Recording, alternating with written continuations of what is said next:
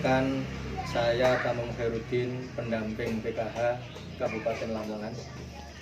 Pada kesempatan kali ini, saya ingin berbagi dengan pemirsa tentang pencegahan dan penanganan stunting.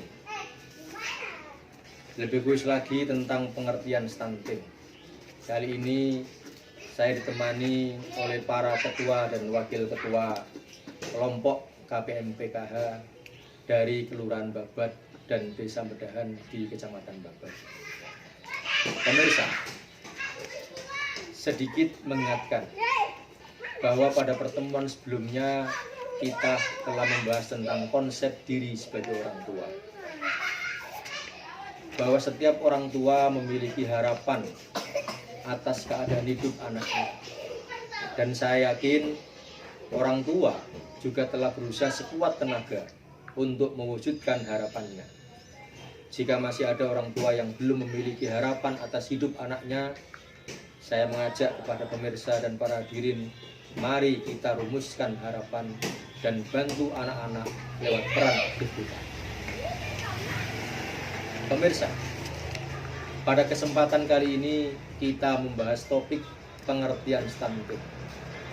Apakah ada di antara para pemirsa, ibu-ibu yang mendengar atau mengetahui istilah stunting? Ada yang pernah mendengar mengetahui istilah stunting? Pernah ya? Apa itu stunting? Cebol. Cebol. Ada lagi? Kecentet. Siapa lagi? Kapan? Dan di mana mendengarkan istilah stunting? Di Posyandu. Nah, coba sekarang kita lihat gambar berikut ini.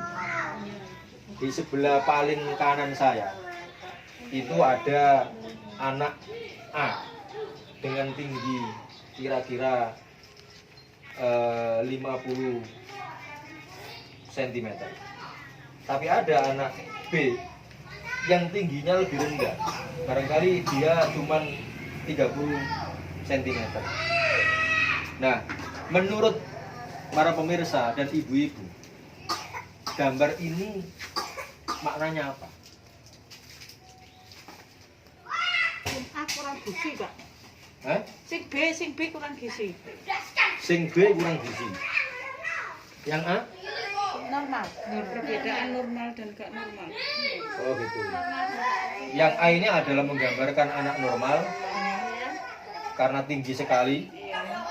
Kemudian yang B tidak normal. Baiklah, sekarang saya ingin menjelaskan fenomena gambar A dan fenomena gambar B. Oke. Gambar A adalah kondisi anak di mana tinggi badan anak sesuai dengan usia anak pada umumnya. Jika anak usia 10 tahun tingginya 50 cm, maka ini normal.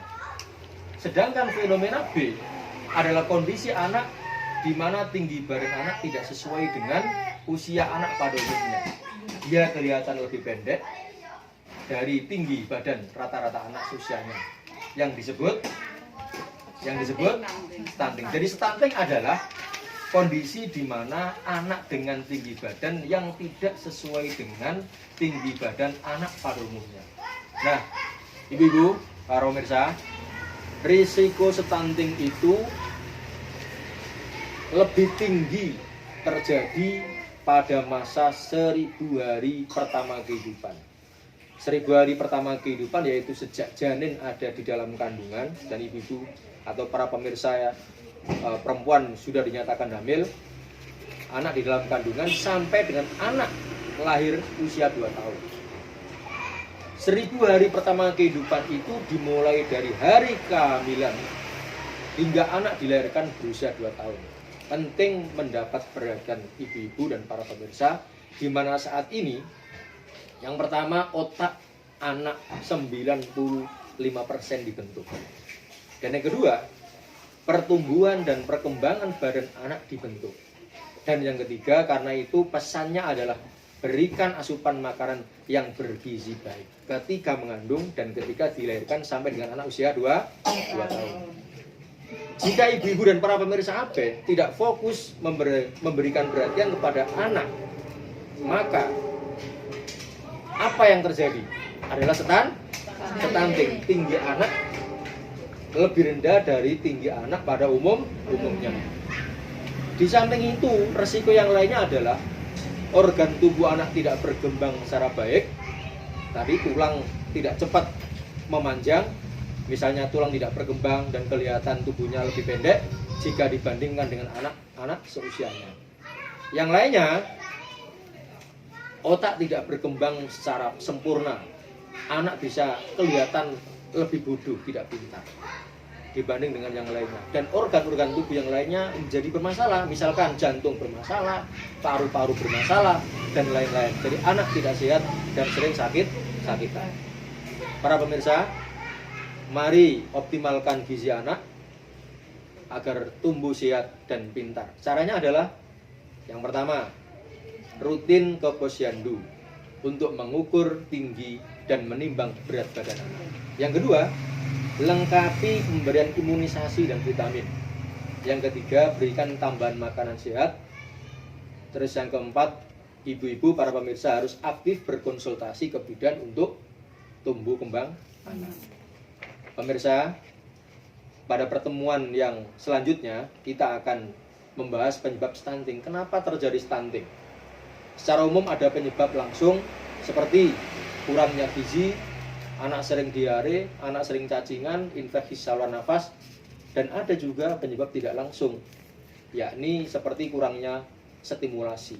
Stimulasi itu artinya adalah perlakuan khusus, ada dorongan. Kemudian kurangnya kebersihan diri dan kondisi lingkungan yang buruk.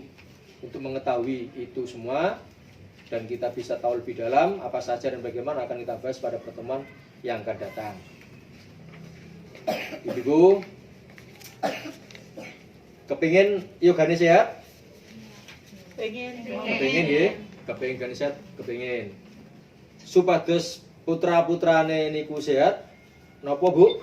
Monggo diparingi dahar ingkang bergizi. Berarti kepingin yogane sehat? Pengen. Monggo diparingi dahar diparingi ingkang dahar bergizi. Kepingin yogane sehat? Monggo diparingi dahar ingkang bergizi. Stunting? Stunting mboten purun. Nggih. Napa ibu-ibu para pemirsa panjenengan sanggup melakukan sedaya niku wau? Semangat. Terima kasih ibu-ibu, semoga sesi kali ini memberikan motivasi dan semangat bagi ibu betapa penting pencegahan dan penanganan stunting. Dan besok kita akan sempurnakan materi kita ini dengan mengkaji tentang sebab-sebab terjadinya stunting. Terima kasih. Assalamualaikum warahmatullahi wabarakatuh. Waalaikumsalam warahmatullahi wabarakatuh.